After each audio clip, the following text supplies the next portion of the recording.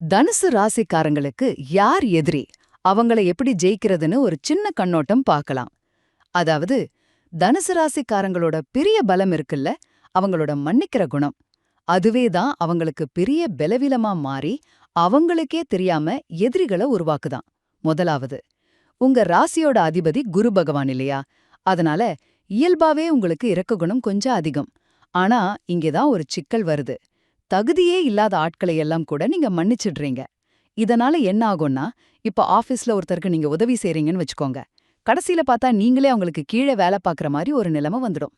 இரண்டாவதா, சரி இந்த எதிரிங்க யாரு? வெளியிருந்து வராங்களான்னு கேட்டா, இல்லவே இல்ல. உங்க குருவுக்கு எதிர் கிரகம் யாரு? அசுர குருவான சுக்கிரன்.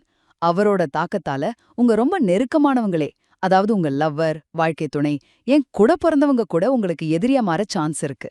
குறிப்பா இந்த பூர்வீக சொத்து பிரச்சனையில எல்லாம் பாத்தீங்கன்னா, சகோதரர்களே எதிரியா மாறுறதுக்கு வாய்ப்பு அதிகம். இறுதியா, இதுக்கெல்லாம் தீர்வு என்னன்னு பார்க்கலாம். 2 வழிகள் சொல்லப்படுது. ஒன்னு, உறவுகள் மேல ரொம்ப பற்று வைக்காம ஒரு துறவி மாதிரி கொஞ்சம் தள்ளியே இருக்கிறது. இன்னொன்னு பரிகாரம். வியாழக்கிழமைகள்ல நவகிரகத்துல இருக்கிற குருவுக்கும் சுக்கிரனுக்கும் வழிபாடு செய்யுங்க.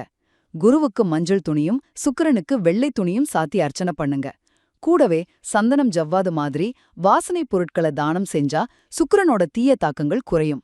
ஆக, தனுசு ராசிக்காரங்க உறவுகள்ல ஒரு சின்ன இடைவெளிய கடைபிடிச்சு சரியான தெய்வ வழிபாட்டை செஞ்சாலே எதிரிகளோட தாக்கத்திலிருந்து விடுபட்டு வாழ்க்கையில ஜெயிக்கலாம்.